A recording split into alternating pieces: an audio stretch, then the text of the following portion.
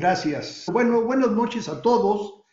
Gracias a nuestros hermanos de Quito, Bolivia, Uruguay, Colombia, todas las ciudades y países sudamericanos, latinoamericanos que nos estén acompañando.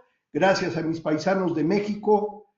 Agradezco la invitación de don Osvaldo Toscano y el equipo de Business Coaching Schools para tener la oportunidad de platicar hoy con ustedes sobre las fases de desarrollo y los roles de los equipos de trabajo. Mi nombre es José Lara Portal y ya tienen ustedes ahí en la invitación un breve perfil de mi parte.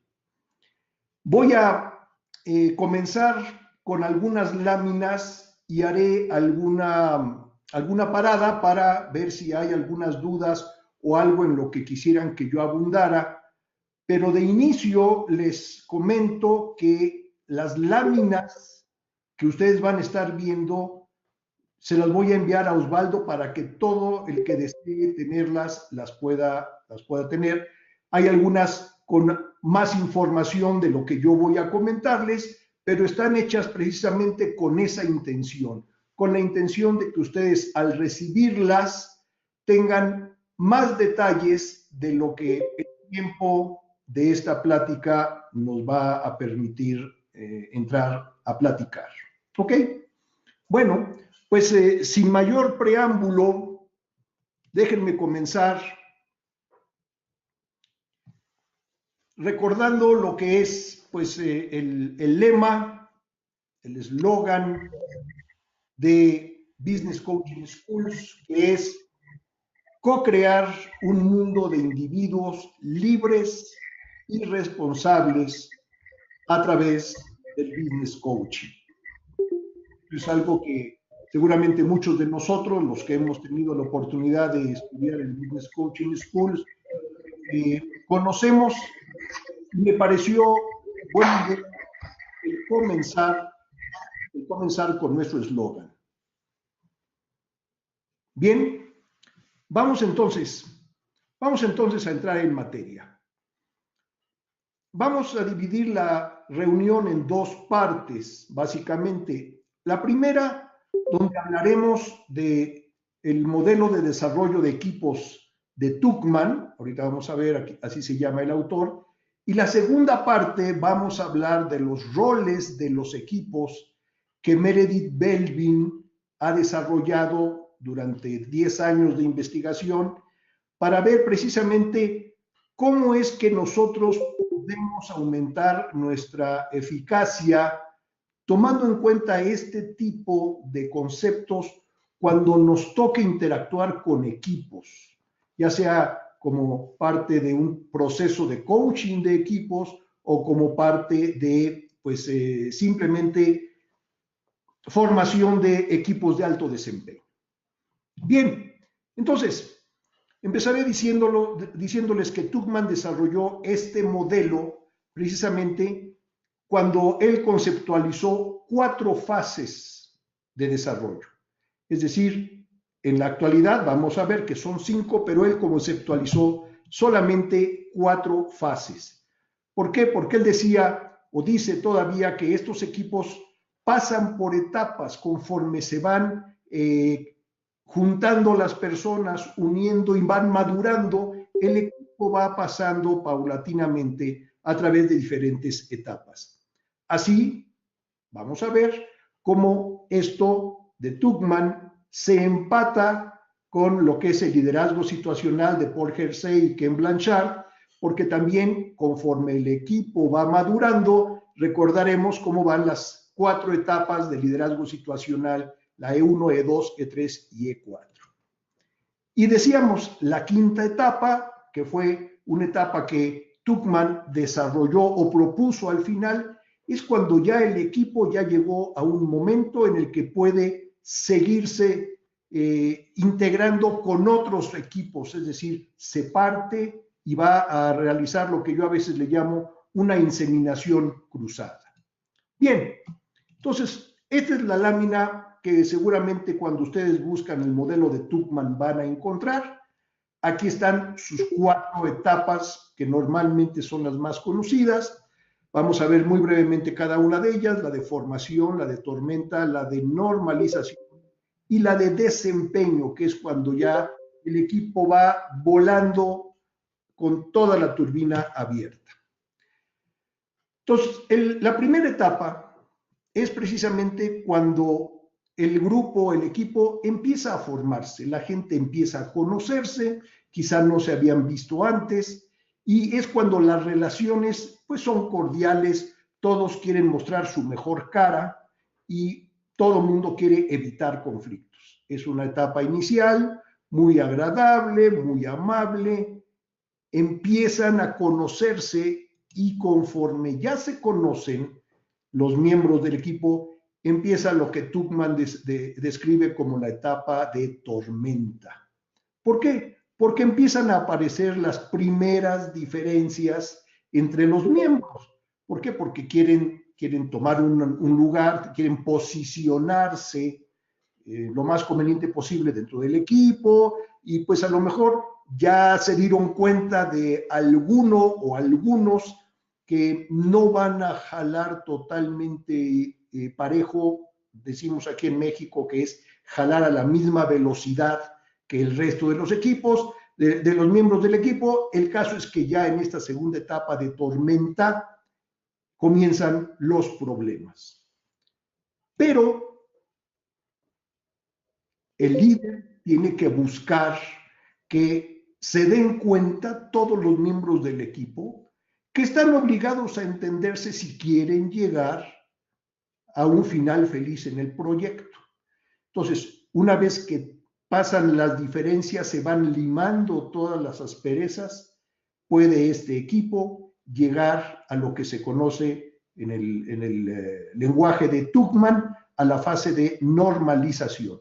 Y ya cuando estamos en ese momento de normalización, entonces lo que sigue es realmente tener un equipo que está totalmente sincronizado, funcionando a su máxima expresión, y es cuando puede pasar así mucho tiempo. ¿Qué tanto? Mientras dure la razón por la que se conformó, mientras dure el proyecto, mientras duren los motivos que los mantienen unidos. Estas eran las 4 etapas que Tuchman desarrolló inicialmente, pero después se dio cuenta que normalmente cuando ya el proyecto está terminado, cuando se extinguen en alguna forma las razones que trajeron al equipo a conformarse, entonces ya se empieza a perder la ilusión en los miembros, el líder es probable que ya incluso se haya ido a otro grupo a conformarlo con las mismas 4 etapas iniciales, y entonces se llega a una etapa que Tuchman le llama de agotamiento. Es la etapa en la que pues quizá se empiezan a despedir, ¿por qué no brindar por el éxito del proyecto? Y entonces, nada más para hacer un resumen muy breve, las 4 etapas de Tuchman iniciales son cuando se va formando el equipo, nadie se conoce, todo el mundo empieza pues a tener idea de para qué están ahí, quiénes son, luego empieza pues ya a conocerse, surgen ciertas fricciones en la etapa de tormenta, se normaliza la situación para posteriormente llegar a la etapa de desempeño, y eso dura hasta que el equipo se extingue, viene la etapa precisamente de agotamiento. ¿Hasta aquí alguna duda, por favor? ¿Sí se ve? Sí, ahora ya se ve. Ok, gracias, gracias. Bueno, entonces, les decía yo precisamente que Tuchman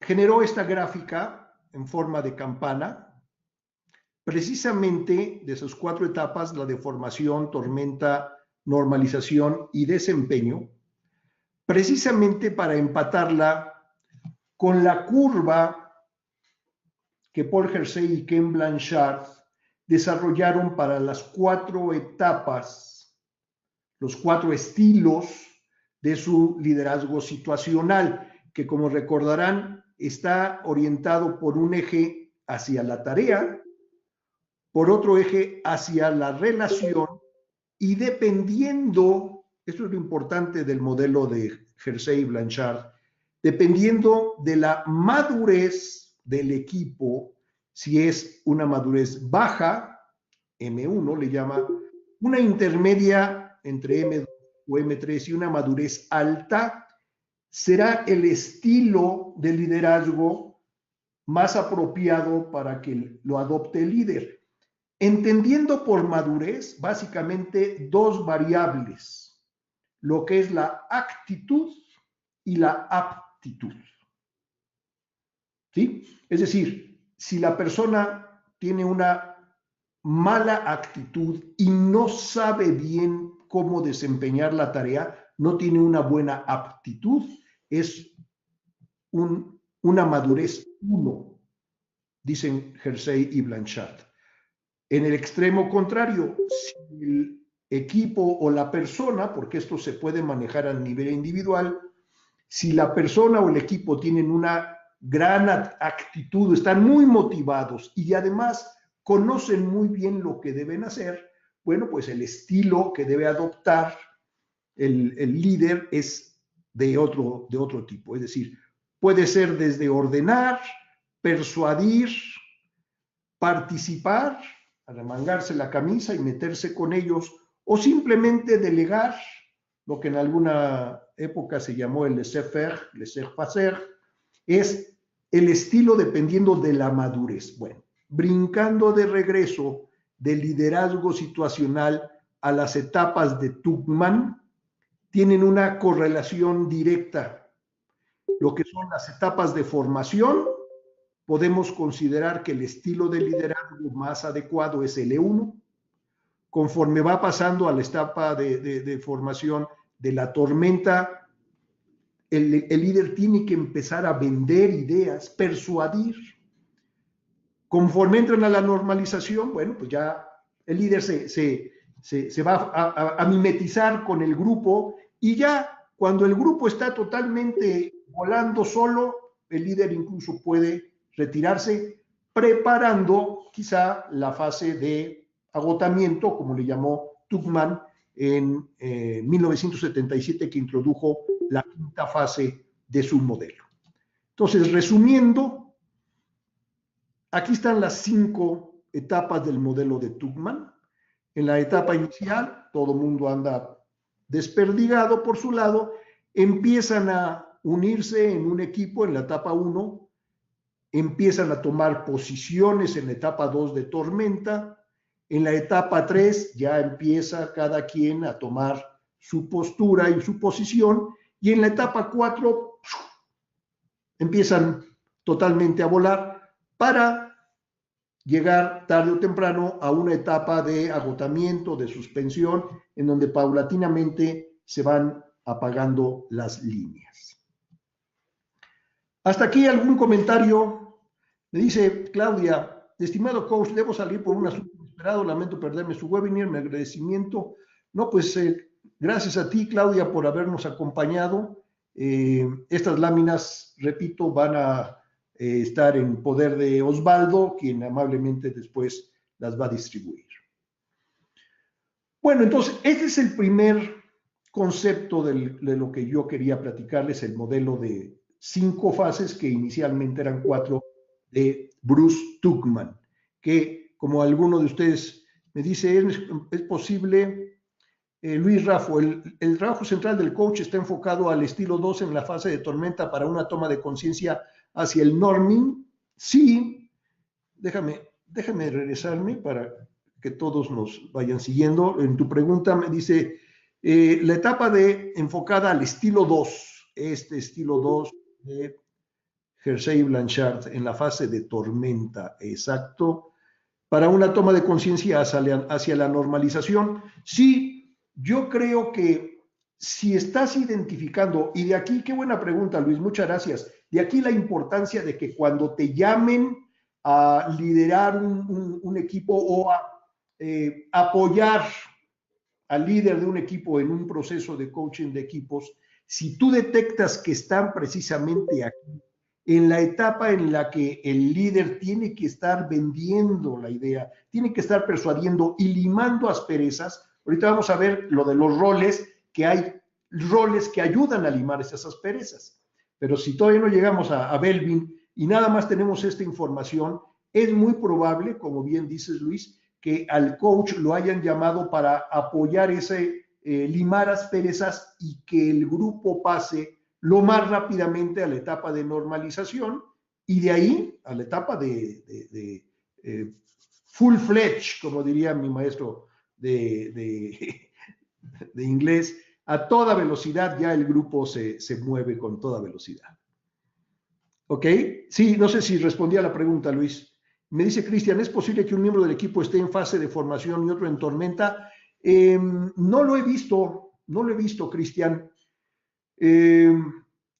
Vaya, seguramente habrá alguien rezagado, quizá alguien que empieza a llegar apenas, ¿no? Cuando ya todo el equipo está en tormenta, llega alguien apenas para entrar, pues está como que un poquito con los ojos deslumbrados en formación, pero eso sucede muy rápido. Rápidamente el equipo lo absorbe a la fase en la que normalmente se encuentra la mayoría del grupo. Exactamente, Luis, así es así es como un equipo maduro, ya se va madurando, sí. Muy bien, y aquí alguien más. No, ya no tengo preguntas hasta el momento.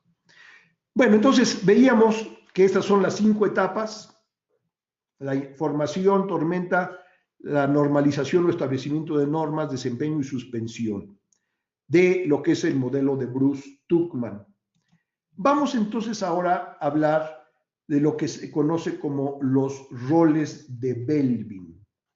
Meredith Belbin, doctor, que estudió durante 10 años el comportamiento de los equipos, definió precisamente que en los equipos de mejor desempeño, de desempeño óptimo, normalmente hay 9 roles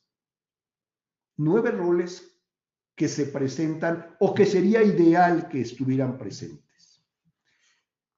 Vamos a ver muy brevemente cada uno de ellos, es donde les digo que el material les va a servir para abundar un poco más, pero aquí lo interesante de que yo les dije inicialmente es que los 9 roles que están aquí siempre van a estar representados por este tipo de figura. Aquí tienen un foquito prendido, aquí tienen un teléfono, aquí tienen un señor con una batuta, como dirigiendo una orquesta, aquí tienen un látigo, ¿verdad? Aquí tienen un ojo, es el que juega el rol de observador a veces. Aquí tienen un dibujo de 2 personas dándose la mano, es el rol de todos somos amigos. Aquí tienen 2 engranes, es el rol de la persona que se encarga de engranar. Tienen un rol de una llave de tuercas, la que le da el último apretón, y tienen un rol de un micrómetro, no sé si lo conozcan, es un aparato que va cerrando poco a poco, y aquí mide exactamente a décimas de milímetro la distancia o el tamaño de lo que están ustedes midiendo. Entonces, este señor Meredith Belbin, aquí se los presento, dijo que un equipo no es un montón de personas con títulos de algún puesto, sino una congregación de individuos, cada uno de los cuales tiene un rol que es entendido o debiera ser entendido por los otros miembros del equipo. Ahorita vamos a ver por qué, para que no haya choques entre ellos. Este señor trabajó durante 10 años en la Universidad de Cambridge, ¿sí? Y algo interesante es que al principio estos 9 roles eran 8. Y vamos a ver cuándo fue que él incluyó el 9º de los roles. Algo parecido a lo de Tuckman, que al principio eran 4 y después llegó el 5º, Aquí al principio eran 8 y después llegó el noveno. Y entonces, aquí están otra vez, cada uno de ellos. El foquito se le denomina cerebro, al teléfono investigador de recursos, a este con la batuta de director de orquesta se le denomina coordinador, impulsor, al del chicote, monitor, evaluador, al del ojo, cohesionador, al que procura que todo el mundo se lleve bien, implementador, a los engranes, finalizador, el toque final, el apretón final con la llave de tuercas, y el especialista con el micrómetro. Entonces, Belbin, dentro de los estudios que hizo, demostró que el éxito de un buen equipo es mezclar individuos distintos. Dice, si todos los miembros de un equipo son investigadores de recursos, pues ese equipo va a ser muy ineficiente. A ver quién trabaja. Incluso Belbin afirmó que un buen equipo, aunque no tenga los 9 elementos, no necesariamente un equipo tiene que tener 9 o más elementos, dice Belbin, aunque tenga menos de 9 elementos, siempre va a ser muy importante que haya personas que desempeñen todos los roles. Es decir, una persona puede desempeñar 2 roles o más a veces. Y aceptó precisamente que hubiera gente capaz de asumir más de un rol. Bien, entonces, esta tipología, y otra vez, fíjense, esa es otra lámina, que todas estas aparecen en internet, obviamente, otra lámina donde están las mismas figuritas, el cerebro con el foco, el teléfono con el investigador, etcétera, etcétera. Dice, esta tipología de Belbin tiene gran valor porque demuestra que las personas pueden contribuir a su trabajo de diferentes maneras. Es decir, una persona puede ser en momentos finalizador, si es que tiene las características, vamos a ver cuáles son, o puede ser en otros momentos cohesionador para evitar las fricciones en el equipo, o puede ser en algunos momentos a quien le toque impulsar, porque esto tiene que salir y entonces saca el látigo, ¿verdad? Sin embargo, es muy conveniente pensar en los roles como actividades, ya lo decíamos, no tanto como personas, sino como actividades que una misma persona pueda incluso desarrollar. Entonces, vamos muy brevemente, no los quiero cansar con esto, a ver cuáles son algunas de las características de los 9. Este cerebro, y aquí el ejercicio que yo hago normalmente con las personas con las que tengo oportunidad de tener esta conversación es, imagínense en algún equipo con el que ustedes estén trabajando, el equipo al que ustedes pertenecen, o si son coaches de equipos, el equipo al que ustedes están ayudando en algún proceso, por ejemplo, y traten de identificar quién o quiénes de las personas que conforman ese equipo se acercan más a estos 9 roles, para que vean que realmente esto que hizo Belbin tiene mucho sentido.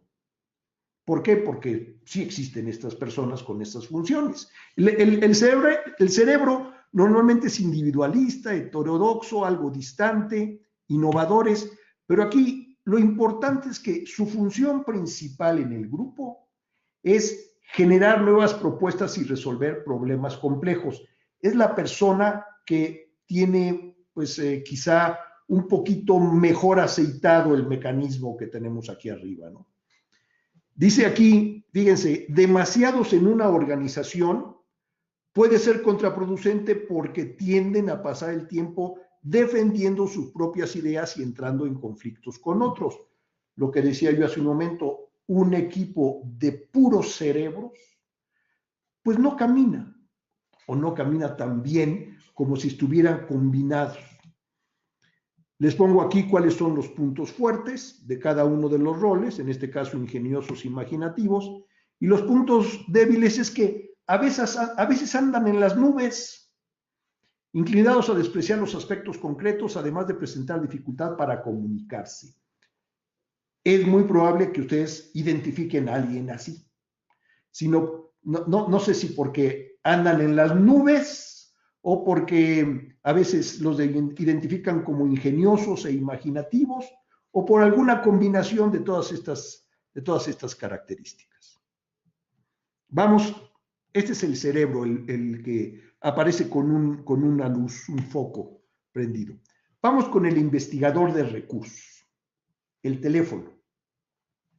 Estos más bien son extrovertidos, entusiastas, curiosos, comunicativos, por eso la figura del teléfono seguramente. Y su función principal, es decir, la razón por la que normalmente son buscados en los equipos, es porque son rápidos para iniciar y explorar oportunidades y tienen la habilidad para pensar sobre la marcha y aprovechar la información de otros, o sea, andan en todo, son muy comunicativos, andan en todo y pescan de aquí, pescan de allá, y cuando a alguien ya se le olvidó su idea, la adopta y dice, vámonos por aquí porque es la buena. Sus puntos fuertes precisamente capacidad para encontrar gente útil y localizar ideas y oportunidades. Son muchas veces los que atraen gente al equipo. Son una gran fuente de vitalidad. Y sus puntos débiles es que a veces son demasiado optimistas. Pierden el interés una vez que ya pasó el entusiasmo inicial. Este tipo de rol es muy útil en la etapa de formación de Tuckman, ya que está formado el equipo y antes de que empiecen los problemas en la etapa de tormenta, no les gustan los problemas a ellos. Entonces, pues ya como que adoptan otro rol o puede ser que empiecen a manejar un perfil bajo y hacer lo que les toca hacer. Vamos ahora con el coordinador, el director de orquesta. Estos normalmente son buenos líderes de grupo, manejan los grupos con mucha facilidad. Entonces les decía yo, el coordinador, el director de orquesta, normalmente son controlados, tranquilos y seguros, pero además, decíamos, una de las funciones principales es que son hábiles para hacerse cargo del equipo, cuyos miembros tengan incluso otras habilidades y características diferentes. Estos son muchas veces personas de una edad un poco mayor que el promedio del equipo y pues les gusta delegar, aunque a veces, como vamos a ver en los puntos débiles, hay quienes opinan que delegan demasiado. No, pues es que este señor no hace nada, nomás da órdenes. Bueno, ese, si lo tienen identificado en algún momento, ese es un clásico coordinador, según los roles de Bellby. Luego viene el señor que tiene que hacer que las cosas sucedan. Y si es necesario sacar el látigo, lo va a sacar. Son dinámicos, extrovertidos, muy motivados, con mucha energía y gran necesidad de logro. Y son también buenos directivos porque generan acción y se crecen ante la presión. Estos son los que tienen la fecha de terminación como una cuchilla de Damocles y dicen, y de aquí no vamos a pasar. Entonces, sus puntos fuertes es que tienen mucho empuje, no les viene difícil desafiar incluso a la ineficacia o a la complacencia, y los puntos débiles es que son propensos a provocar, a la provocación, a la impaciencia, es decir, son de mecha corta, decimos aquí en México. A la primera de cambios explotan, pero hay veces que esto se necesita en un equipo. Estaremos de acuerdo. Luego viene el ojo, que Bellby lo llama como el monitor evaluador.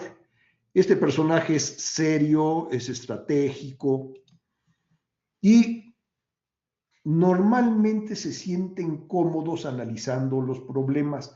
Oye, ¿qué habrá pasado aquí? Pues déjaselo a un monitor evaluador. Él se va a meter a fondo para ver qué fue lo que pasó y que no vuelva a suceder. Su función, precisamente, o sus puntos fuertes, es que tienen mucho juicio y discreción. Estos son buenos auditores y analizan todas las opciones y juzgan con precisión. También tienen puntos débiles, y los puntos débiles es que a veces les falta inspiración o habilidad para motivar a otros. Son muy críticos. Estos son de los que dicen, yo no estoy aquí para ganar popularidad con votos, yo estoy aquí para hacer un trabajo. Y si detectan una falla, bueno, pues la señalan y procuran ayudar a corregirla. El monitor evaluador. El cohesionador, este sí va a ser muy útil en la etapa de tormenta, porque este es el que quiere que todos se lleven bien con todos. Su principal función es que son muy efectivos previniendo problemas interpersonales. Si de por sí decíamos que en la etapa de tormenta empiezan las fricciones porque los miembros del equipo están tomando su posición, están midiendo a los demás, están viendo quién sí trabaja, quién no trabaja, a quién vamos a tener que venir cargando porque no va a trabajar. Estos cohesionadores son muy útiles porque ayudan a lubricar todo eso. Si nosotros como coaches de equipo somos llamados a una etapa de tormenta, como me decía Luis, me parece hace un momento. Sí, eras tú, Luis. Ok. Si somos llamados a un equipo para trabajar con un equipo en una etapa de tormenta, sería de mucha utilidad que identificáramos inmediatamente quiénes son estos cohesionadores. ¿Por qué? Porque nos van a ayudar a mantener lo más libre de problemas al equipo. Sus puntos fuertes son que tienen habilidad para responder a las personas ante situaciones de alto contenido social y el problema que muchas veces se les atribuye es que son indecisos en momentos de crisis. Y repito, la intención de entregarles esto, que Osvaldo amablemente nos va a ayudar, es que ya con más calma ustedes lo utilicen para analizar dentro de los equipos en los que ustedes trabajan, porque forman parte del equipo o porque les está tocando acercarse como coaches a algún equipo en alguna etapa de madurez de Tuckman, van ustedes a identificar quizá con este acordeón, le llamamos nosotros en México, no sé cómo se llama en otros países de Sudamérica, este tipo de guía para que ustedes identifiquen quién juega cuál o cuáles roles. Velador. Velador, gracias. El acordeón es el velador de ustedes. Entonces, que esto les sirva de velador. Muchas gracias. No supe quién me ayudó, pero muchísimas gracias. Bueno, luego viene el implementador. Aquí tenemos a los dos engranes. Que esta persona, este rol es práctico, fiable, eficiente, transforma ideas en acciones y son muy útiles porque son capaces técnicamente, o sea, son gente que inspira confianza cuando se le da una tarea, la termina, engrana perfectamente todo el resto. Sus puntos fuertes son habilidades para organizar, sentido común práctico, trabajan duro, autodisciplina, son muy disciplinados, pero pues a veces no son muy flexibles. ¿Por qué? Porque si no son sus ideas las que realmente echan a andar y a engranar, no, ¿sabes qué? ¿Quieres que yo lo haga o lo quieres hacer tú? Si quieres que yo lo haga, déjame. Y no falla, pero déjalos. Esos son los implementadores. Luego viene el último de los roles que inicialmente Belvin identificó, el octavo, que es el finalizador, la llave de tuercas que le da el apretón final. Es esmerado, concienzudo, ansioso y sus funciones principalmente son demandar mucha concentración y gran exactitud para las actividades finas de algún equipo, para las actividades pues quizá ya de finalización, de entrega del informe final, de revisar que todo en una licitación, por ejemplo, estos son valiosísimos. En una licitación pública estos son muy valiosos. ¿Por qué? Porque, a ver, no nos faltó el acta constitutiva y no nos faltó la firma de la carta fulana y son muy, muy minuciosos. Precisamente como sus puntos fuertes tienen la capacidad para cumplir promesas, trabajar con altos niveles de exigencia. Estos son capaces de no dormir y comerse pizzas frías porque cuando las pidieron llegaron calientitas, pero este le siguió trabajando. O los puntos débiles que a veces se preocupan demasiado por las cosas pequeñas. Son intransigentes para pasar por alto detalles y reacios a delegar. ¿Quieres que quede bien? Lo hago yo. Y luego, este es el último rol que Belbin agregó en 1988. Al principio, su teoría de los roles nada más eran 8 y puso a este, el micrómetro, en 1988. ¿Por qué? Porque vio que hay personas que se enorgullecen de tener habilidades técnicas muy, muy detalladas, de muy alto nivel. No en todos los equipos se requieren, pero cuando se requieren son valiosísimas.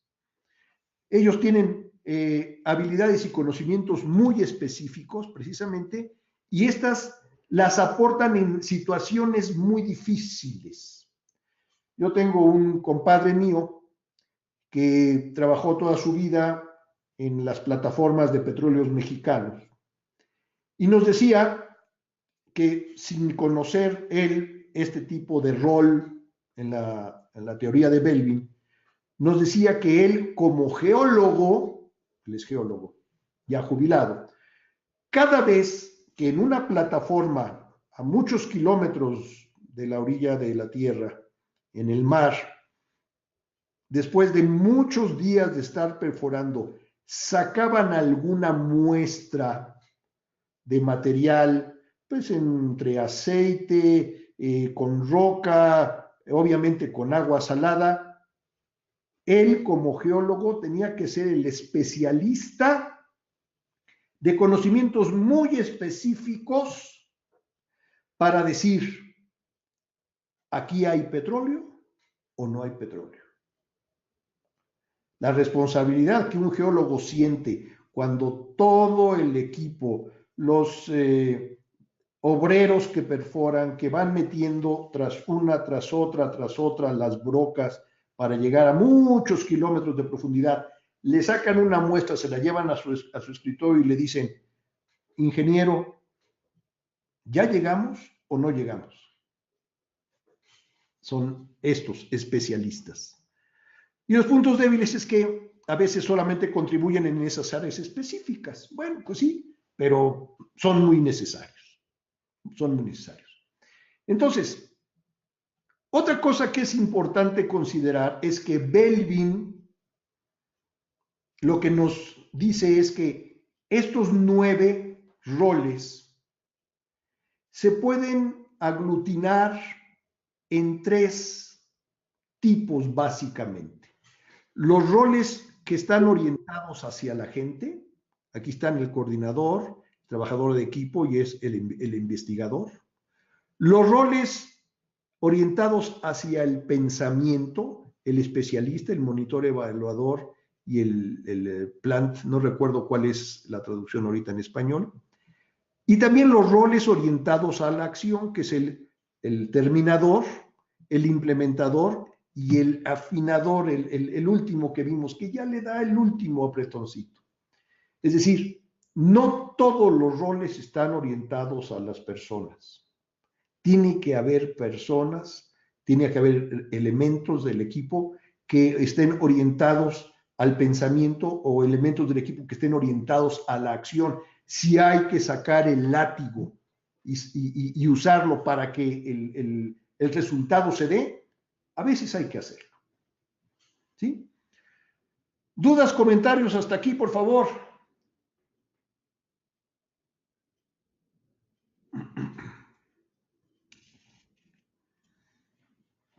Luis, ¿cómo ayudan los roles al coaching de equipos?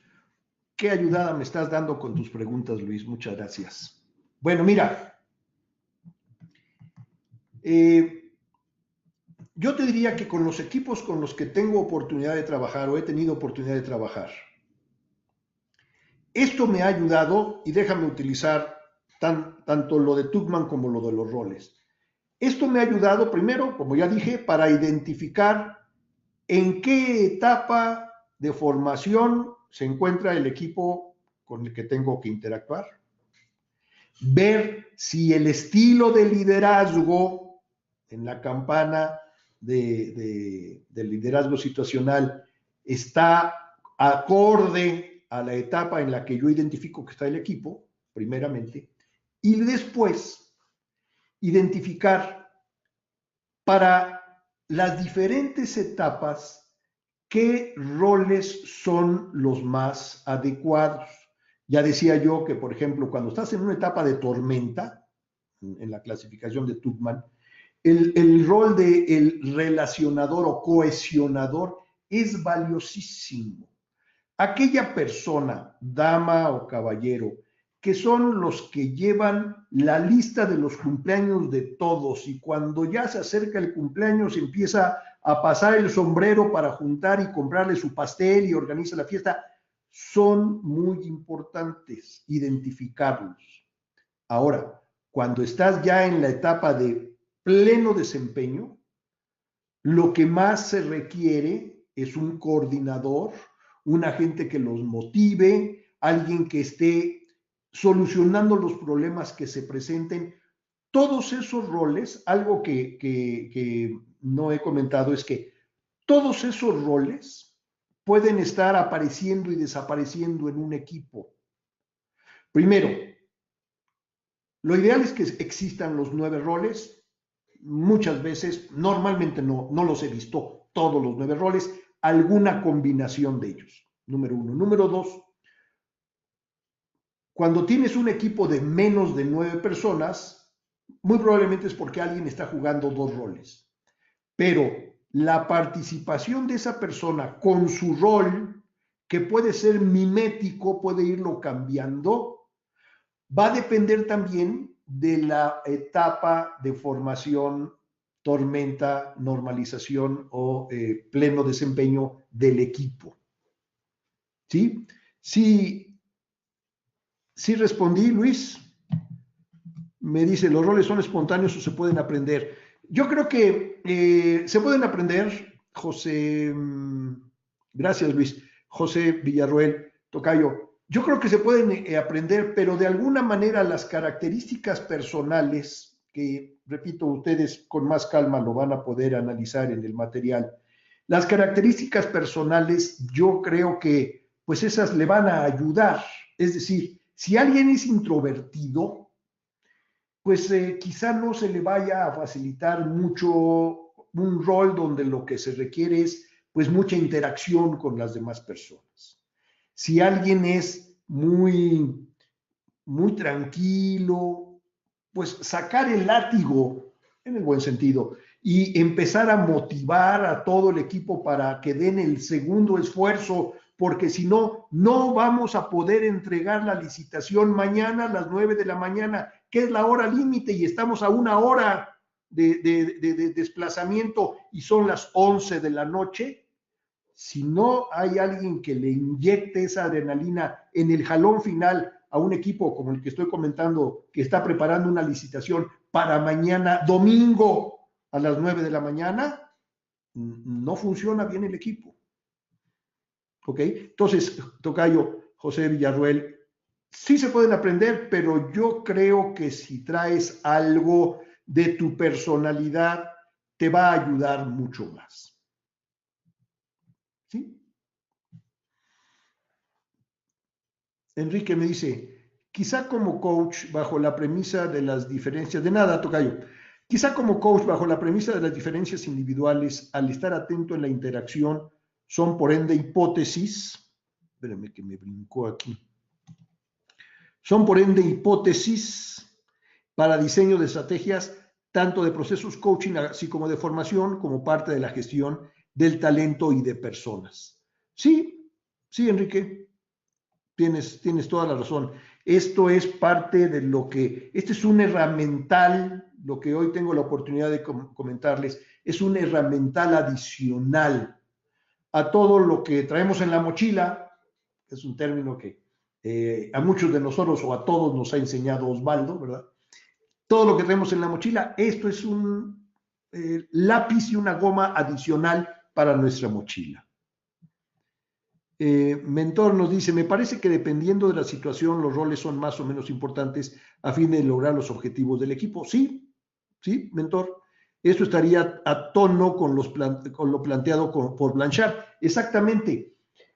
Blanchard, según la madurez del equipo, el estilo preferible del líder es la madurez va avanzando conforme las etapas y conforme los roles van adquiriendo más importancia, algunos en la etapa de formación y quizá ya no esos mismos, ya encontraríamos otros roles diferentes en la etapa de pleno vuelo.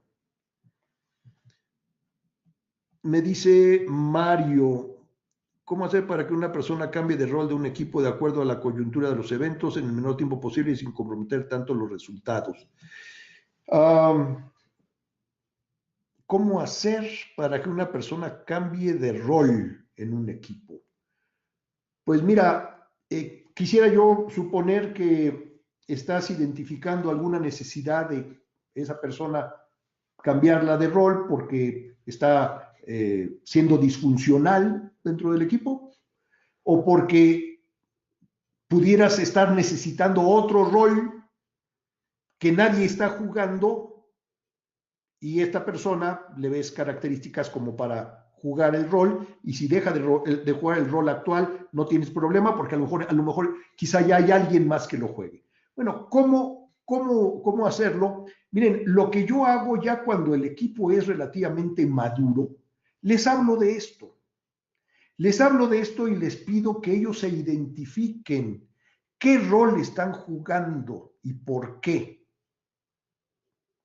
Y es muy importante y muy valioso cuando los integrantes de un equipo dicen, yo he estado jugando este rol, pero mi equipo va a ser mejor, va a funcionar mejor si le doy esta tonalidad un poco diferente y adopto algo intermedio. Porque déjenme decirles, estos roles no necesariamente son puros. A mí me ha tocado ver que hay tonalidades de gris entre algunos roles de estos. Y hoy no se los traje, pero lo podemos planear para algún momento. Hay formas de no confundir entre estos roles y hay maneras de que dos de estos roles colaboren de manera sinérgica y entonces 2 más 2 sean 5. ¿Sí? Entonces, justo lo segundo, adaptar el equipo. Exacto, Mario. Mario, por alguna razón me está preguntando aquí aparentemente en privado, pero por eso yo estoy leyendo las preguntas. Me dice Luis, ¿qué roles son preponderantes en E4 de delegación o empowerment o de performing de Tuckman? ¿Y cuál es la labor del coach? Bueno, en el E4, en el estilo 4 del liderazgo situacional, que es la labor ya de desempeño, ahí los roles que más me ha tocado ver que existen y seguramente existen, se mantienen porque son los que más funcionan, son los del coordinador, el que simplemente delega porque ya la madurez del equipo se lo permite, pero no suelta del todo para que el objetivo del equipo, del proyecto, no se pierda. El coordinador, yo diría que también nunca está de más el detallista, el de aprietatuercas, como yo le llamo, para que todos los detalles finos de la entrega final del proyecto estén ahí. Siempre para un cohesionador nunca está de más, alguien que promueve que el equipo se maneje con la mejor relación social posible. Y después, ya que el equipo ya está volando, como digo yo, ya no se requiere que estén los 9.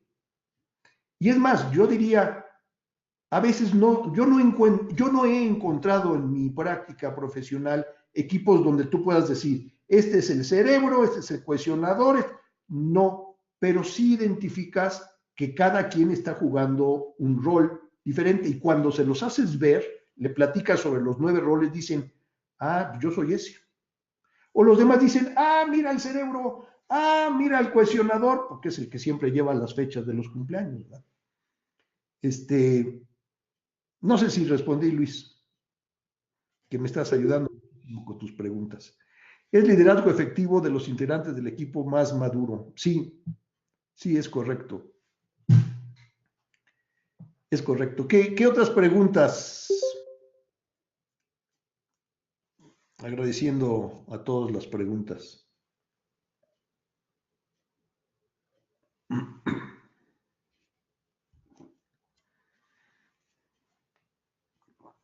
No, pues gracias a ti, Luis.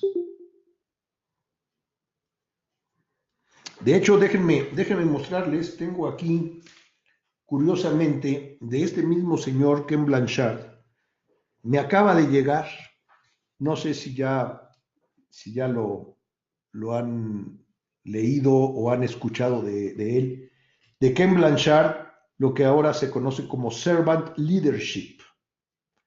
Es lo último en teorías del liderazgo. De Ken Blanchard, del que estamos hablando, ¿verdad? Entonces, este señor todavía sigue activo y muy productivo en sus temas de liderazgo. No lo he leído, me acaba de llegar. Prometo, si me hacen alguna invitación, hablarles del libro en algún momento.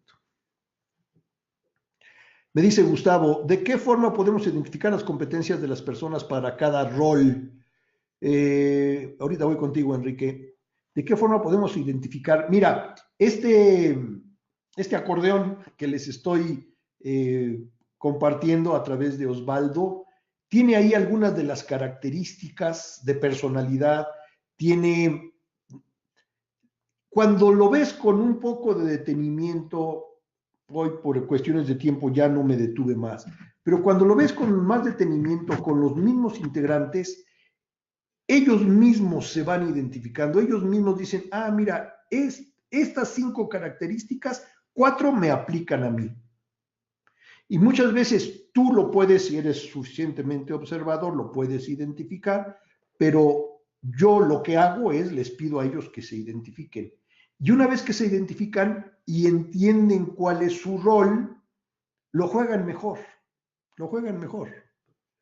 Me dice Enrique, ¿qué nos puedes comentar respecto al etiquetar a las personas sobre su rol? ¿Cómo afecta esto a la dinámica del equipo? Ah, muy buena pregunta. Esto de pedirles a ellos que se identifiquen y que los demás los etiqueten, voy a usar la terminología de Enrique, puede ser un arma de 2 filos, pero lo que yo hago es, les explico que, número 1, estos roles son dinámicos, no es que alguien que sea de chicote va a ser siempre de chicote, sino es el rol que le tocó jugar en ese momento. Entonces, cuando las personas se identifican, sobre todo pasa mucho, que se identifican con 2, quizá más, pero con 2 roles. Entonces, no se les queda tanto la etiqueta de ser el cerebro más el visualizador. Sí, sus características de personalidad los van a llevar, y esto no es ningún secreto para nadie, la gente los conoce, los van a llevar más a jugar esos 2 roles con mejor facilidad, con mayor facilidad. Pero no me ha pasado que se etiqueten, tienes toda la razón al preguntar, habría que evitar que eso suceda. Lo que yo normalmente hago es que ya esto lo llevo a una identificación por parte de ellos, los roles de Belvin, cuando ya el equipo ya está maduro. Porque si no, al principio van a estar, sí, como lo señalas, diciendo, ah, mira, este payaso cohesionador quiere sobresalir en el grupo. La etapa de tormenta es muy riesgosa para ya hablarles de este tipo de temas. ¿Ok? Entonces no lo hago yo normalmente, eso que les decía yo de develar las características de cada uno de los 9 roles, sino hasta que ya el equipo está totalmente maduro y volando casi solo. No hay de qué, Enrique. Me dice Mario, tal vez alguna técnica para mantener los niveles de motivación en la etapa de tormenta. Mira, sí, lo que yo normalmente hago mucho énfasis en los objetivos. Hablo mucho de lo que como equipo podemos lograr. Hablo mucho de la parte aspiracional de nuestro equipo.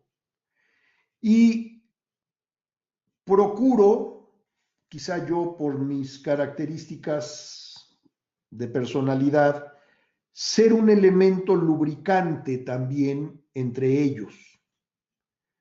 Sí identificar si hay un problema y pedirle al líder que sea él quien lo resuelva, porque si hay un flojo, que ya están los demás cansados de que simplemente se les cuelgue de la carreta, no sé si han visto ese video de caricatura muy interesante, se cuelga de la carreta, si hay uno así, el líder es el que tiene que ponerle solución a eso, yo como coach no, y eso creo que a todos nos queda claro, sobre todo lo hemos escuchado de Osvaldo, ¿no?